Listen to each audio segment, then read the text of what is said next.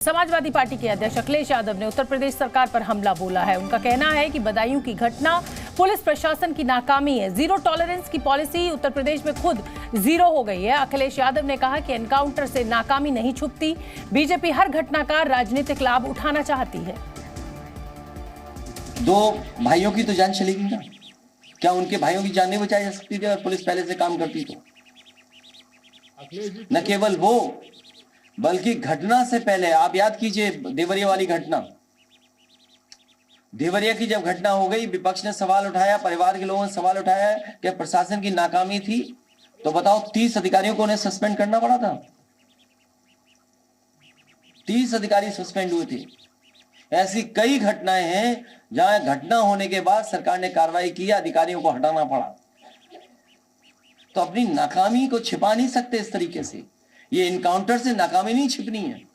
ये जो आपका कानून व्यवस्था वाला विभाग है, law and order, zero tolerance, क्या कल की घटना ने साबित नहीं कर दिया कि जीरो टॉलरेंस वालों की पॉलिसी जीरो हो गई? ये जीरो टॉलरेंस पॉलिसी जीरो है। समाजवादी पार्टी नेता शिवपाल सिंह यादव ने उत्तर प्रदेश की कानून व्यवस्था पर सवाल खड़े किए हैं। तो वहीं उत्तर प्रदेश सरकार के मंत्री धर्मवीर प्रजापति का कहना है कि यूपी में कोई अपराधी नहीं बचेगा। देखिए, बहुत ही दुखित घटना है और इस सरकार का लाइन ऑर्डर पूरी तरह से फेल है। यूपी सरकार की पुलिस ने तो उसका एनकाउंटर कर दिया आत्महत्या, तो फिर कैसे बता रहे हैं? देखिए, जब एनकाउंटर तो कर ही दिया है तो इसकी खुलेगा कैसे? ये बहुत बड़ा जघन्य अपराध है और मैं कह सकता हूं कि माननीय मुख्यमंत्री जी की, योगी जी के नेतृत्व की सरकार है, इसमें कोई अपराधी बच नहीं पाएगा। जानकारी के अनुसार एक एनकाउंटर में मारा गया है, दूसरा व्यक्ति फरार है। उसको भी शीघ्र ही, वहां के हमारे एसएसपी से बात हुई है, शीघ्र ही उसकी गिरफ्तारी हो जाएगी। और मैं कह सकता हूं कि योगी जी के नेतृत्व में कोई भी अपराधी बच नहीं पाएगा। और देखिए, सत्ता पक्ष और विपक्ष बिल्कुल रटे रटाए उनके डायलॉग्स होते हैं, एक दूसरे के ऊपर आरोप लगाए जाते हैं, लेकिन जिस माँ के दो बच्चों की जान चली गई हो उसकी तकलीफ आप समझने की यहाँ पर कोशिश कीजिए। जी न्यूज के दो संवाददाता शिवांक और राजूराज मेरे साथ लाइव जुड़ रहे हैं। राजूराज, सबसे पहले मैं आपसे जानना चाहूंगी, कहां तक पहुंची है पुलिस की जांच? मोटिव क्या था इस हत्याकांड का? ये सबसे बड़ा सवाल इस समय मन में आ रहा है। बिल्कुल शोभना, मोटिव अब तक क्लियर नहीं है। लगभग एक दिन का वक्त गुजर चुका है और अब तक मोटिव साफ नहीं हो पाया कि हत्या के पीछे वजह की है। एक जिम्मेदार चैनल होने के नाते हमने हर पहलू को जानने की कोशिश की, चाहे वो साजिद के घर वाले हो, साजिद के माता पिता हो, या फिर जो पीड़ित परिवार है उनसे भी मुलाकात की, उनसे भी बातचीत की और जानने की कोशिश की कि मकसद क्या हो सकता है। पुलिस प्रशासन जो इस पूरे मामले की जांच कर रही है, उन्हें भी अभी तक मकसद के बारे में क्लियरिटी नहीं है कि इस हत्या के पीछे क्या वजह से, क्योंकि दो मासूम बच्चों की निर्मम हत्या, अगर आपकी दुश्मनी है तो दुश्मनी माता पिता से हो सकती थी, दो मासूम बच्चों से क्या ऐसी दुश्मनी थी कि आप घर के अंदर जाते हैं, आपकी एंट्री बहुत ईजिली एक्सेस है, वहाँ पर आप पैसे भी मांगते हैं और उसके बाद छत पर जाकर दो बच्चों की हत्या करते हैं और तीसरे बच्चे पर भी जानलेवा हमला करते हैं।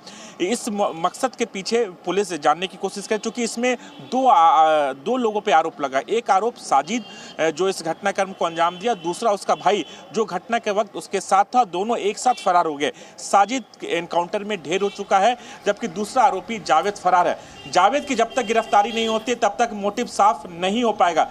हमने परिवार से भी जानने, क्योंकि साजिद की पत्नी से भी सना से बात की, जो एफआईआर में जो कंटेंट लिखाए गए थे पीड़ित परिवार की तरफ से, उसमें साफ तौर पर लिखा गया था साजिद वहां पर आया था और कह रहा था कि उसे 5000 रुपये की जरूरत है, उसकी पत्नी प्रेग्नेंट है इसलिए उसे पैसे की जरूरत है, और उसको पैसे देने की कोशिश भी की गई, लेकिन वह जाकर दो बच्चों की हत्या करता है। लेकिन साजिद की पत्नी ने बिल्कुल खुलासा किया है कि वो गर्भवती नहीं है और पिछले 15 दिनों से अपने पति से दूर रह रही है, मायके में रह रही है। बिल्कुल बिल्कुल राजू, वो हमने सुनी थी आपकी पूरी बातचीत। और शिवांक का मैं अब रुख करना चाहूंगी। शिवांक, आपको क्या अपडेट मिल पा रहा है, क्या जानकारी आपके पास? जी बिल्कुल शोभना जी, देखिए इस वक्त जो मतलब हम लोग को लगातार जानकारी मिल रही है, यहाँ पर ये इस वक्त पीड़ित परिवार का घर है और यहाँ पर लगातार नेताओं के, मंत्रियों के आने का सिलसिला लगातार जारी है।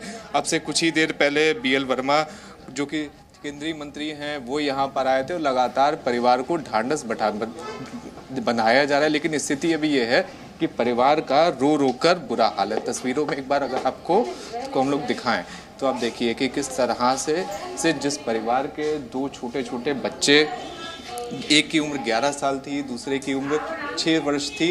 आप देखिए तस्वीरों में कि किस तरह से माँ है और माँ लगातार सुबह से लगातार रो रही हैं, कुछ भी बोल नहीं पा रही हैं, लगातार चक्कर खा कर लगातार गिरी और एक ही सवाल पूछ रही हैं कि मेरे बच्चों की क्या गलती थी, मैं तो सिर्फ और सिर्फ मदद करने गई थी। तो लगातार वो बस एक ही बात को ही लगातार रिपीट कर रही हैं कि मैंने तो साजिद की मदद की कोशिश की थी, उसने मुझसे 5,000 रुपये मांगे थे कि उसकी वाइफ गर्भवती है। लेकिन यहाँ पर स्थिति ये हुई कि एक माँ से उसके 2 बच्चे बिछड़ गए।